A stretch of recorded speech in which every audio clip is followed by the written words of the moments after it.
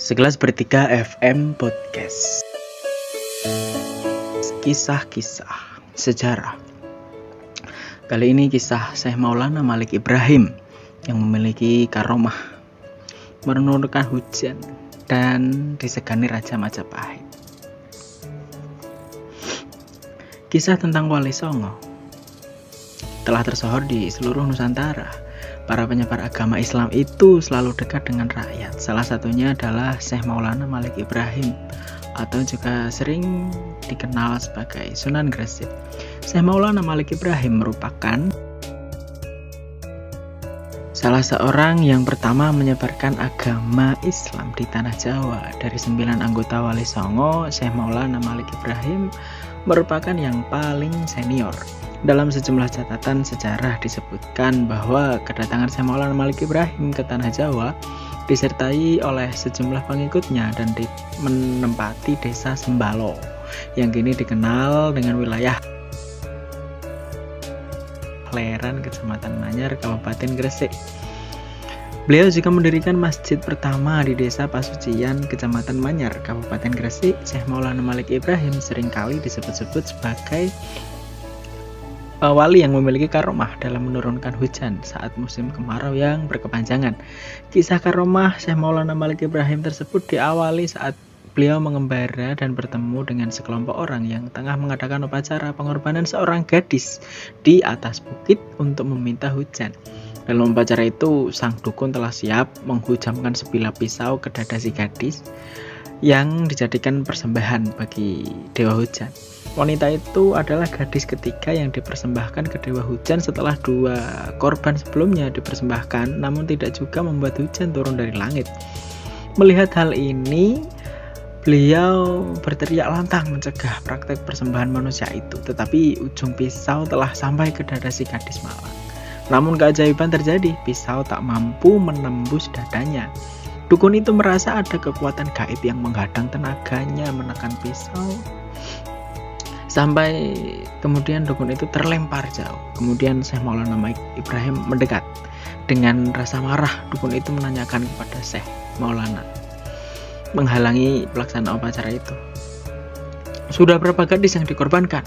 tanya Syekh Maulana Malik. "2," jawab dukun itu. "Apakah setelah 2 nyawa itu melayang, hujan turun?" tanya Syekh Maulana Malik Ibrahim lagi. Dukun itu terdiam. Memang setelah 2 persembahan tidak juga turun hujan, tetapi dia meyakini setelah yang ketiga Dewa Hujan akan mengabulkan permohonannya, merupakan permohonan semua penduduk di daerah itu. Sesaat setelah menyadari kondisi yang dialami penduduk, Syekh Maulana Malik Ibrahim berujar, "Bila hujan dapat turun, masihkah kalian akan mengorbankan gadis ini? Yang kami inginkan adalah hujan, Tuan. Jika hujan turun, kami akan bebaskan gadis itu," ujar seorang penduduk. Lalu Syekh menjalankan sholat istisqa untuk meminta hujan karena karomahnya membuat hujan turun dengan deras mengakhiri kekeringan di desa tersebut. Orang-orang yang menyaksikan itu menjadi takjub dan tak kepalang gembira. Mereka serentak bersujud seperti menyadari bahwa Syekh Maulana Malik Ibrahim adalah seorang dewa. Tetapi Syekh Maulana Malik segera mencegah dan menyuruh mereka bangkit. Dengan lembut beliau menjelaskan bahwa semua ini adalah berkat keagungan Tuhan Allah Subhanahu wa Ta'ala. Dengan takjub dan mendapat pencerahan dari sebuah tanda kebesaran Allah yang baru lewat tadi, orang-orang itu menyatakan ketertarikan masuk Islam. Mereka ingin memeluk Islam dan belajar mengenai agama. Lalu orang-orang tersebut diajarkan mengucap 2 kalimat syahadat dan masuk agama Islam. Selain mampu menurunkan hujan, Syekh Maulana Malik Ibrahim juga memiliki karomah lain, yaitu mengubah beras menjadi pasir.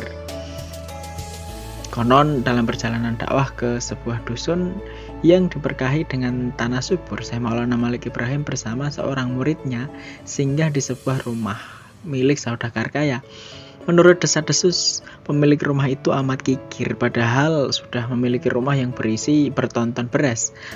Halaman rumahnya pun sangat luas. Di sana tersusun karung-karung beras hasil pertanian. Rupanya Syekh Maulana ingin bertemu empunya dan menasihati agar meninggalkan sifat fakir dan kikir itu.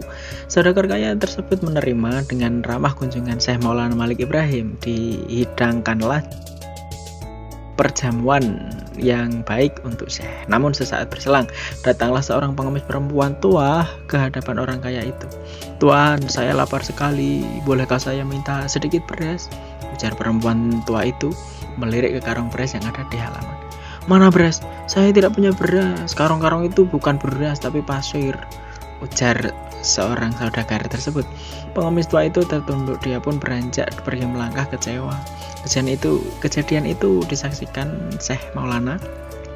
Ternyata apa yang digunjingkan orang tentang muridnya benar adanya.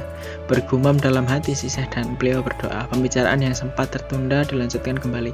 Tiba-tiba ramah tamah antara murid dan guru itu terhenti dengan teriakan salah seorang pembantu. "Celaka tuan, celaka! Saya tadi melihat beras kita sudah berubah jadi pasir. Saya periksa karung lain isinya pasir juga.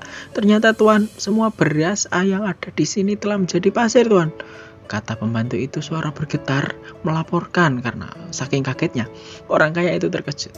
Segera dia beranjak dari duduknya, dihampirinya beras-beras yang merupakan harta kekayaan.